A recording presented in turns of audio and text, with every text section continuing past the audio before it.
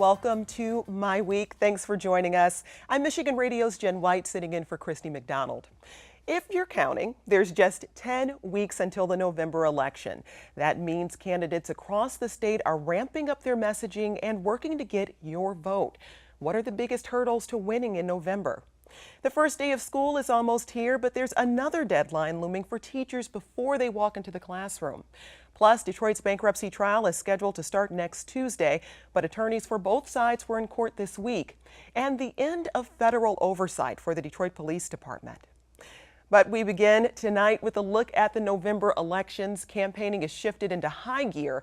And here to discuss what candidates need to do to win, our MiWeek contributors, Ingrid Jacks, the deputy editorial page editor of Detroit News, and Stephen Henderson, the editorial page editor of the Detroit Free Press.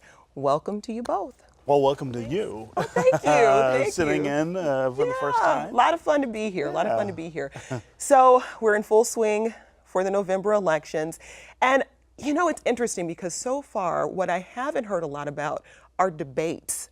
So what are voters going to be basing their vote on when we're not hearing a lot about conversations actually happening between the candidates? Ingrid?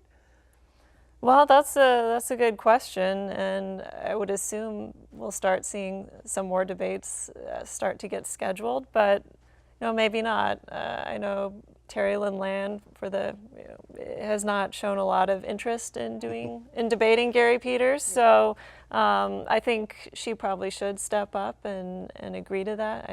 I think he's expressed a willingness to do that, so we'll see what happens. That's unusual for a Senate seat race. I would think, Stephen, that you don't have the two candidates debating each other. Well, we didn't the last time either.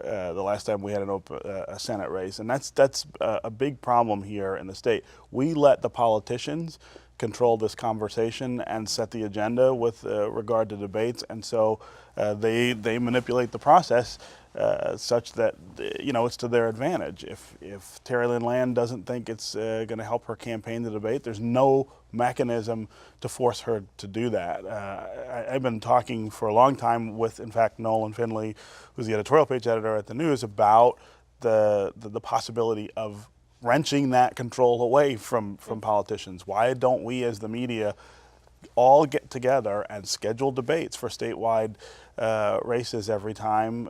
I doubt any candidate would feel comfortable opting out of that. But as long as we let them do it, we're going to have this kind of circus where candidates who just don't see any upside to debating are just never going to do it. They'll just opt out. Yeah. Looking at the top of the ticket, we have a race right now between Governor Snyder and Mark Schauer, the Democratic candidate. And interestingly enough, a poll came out this week from Epic MRA that shows Mark Schauer slightly ahead of Governor Snyder in the polls. Now, we all know that relying too heavily on polls can cause you a bit of consternation in the long term. But I want to hear your feedback about that. How is that race shaping up in your view? Ingrid? I think it's bizarre that it's as close as it is. That's definitely surprised us at the News anyway, that Schauer has been able to be so close, even coming ahead in this most recent poll. I think Governor Snyder has a lot to brag about in his work here the last 4 years, and Schauer, I don't think he's thrown out a lot of criticisms, but he hasn't really put out detailed plans as to what he would do. I'd like to start seeing more of that from him. So what do you think voters are responding to in Mark Schauer? Well, I'm not sure they're responding to Mark Schauer so much as they're responding to Rick Snyder. He's an unpopular incumbent. You look at some of the numbers in that poll, 57% of people think he's done a bad job as governor over the last How can they think that, 4 though? years. Well, I mean, I think look at some of the things that have happened. Right to work, I think that still is trailing behind him 2 years after it was done. Look at his involvement in some of the abortion issues that have come across his desk that he hasn't stood up to. Look at the campaign finance failures that he's indulged. I mean, there are he does have a lot of things, I think, to brag about in terms of turning the state's economy around, although we haven't grown jobs nearly as fast as he promised. And of course, the intervention in Detroit cuts both ways in the polls. I mean, some people think that was a great thing. Other people are not so happy about it. So this is about the governor more than it is about Shower, who I think has yet to really define himself in a way that voters could even get behind. We also haven't really seen the governor campaign that much yet.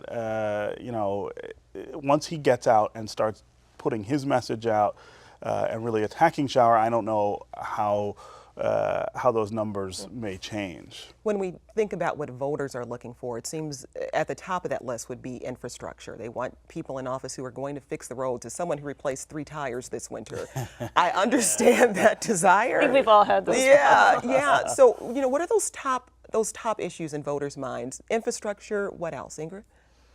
Well, I think that's definitely a top, and Governor Snyder certainly tried to keep that conversation going in the legislature with getting more money for roads. That's one of the things he wasn't able to get done. He crossed off a lot of other things on his list, but I do believe that's going to be one of the top issues. What about social issues? You know, Stephen, you mentioned some of the abortion laws that have come up. Go ahead. Sorry, just to jump in here, but interestingly enough, Mark Shower is kind of in some hot water right now because, you know, speaking of the war on women that Republicans are often accused of, he endorsed basically a pro-life judge for the Supreme Court, and I think that's kind of an interesting turn of events. Nolan Finley wrote about that today in the Detroit News, but we'll see how if that backfires on him at all. Yeah, Stephen? Yeah, I think the governor has the same problem that you see with Republican governors in other sort of bluish states, in that that's where he is most out of sync with the residents here. I mean, and really, you know, out of sync with his party too. Out of sync with his party. I mean, he's sort of in an odd position because I don't think Rick Snyder is a terribly socially conservative Republican. No, he's not a big social issue. But he hasn't stood up to a legislature that is full of really radical lawmakers who have put some things on his desk that I think most voters think he should have vetoed, or at least asked for changes before he signed them. And he has shown himself sort of unwilling or unable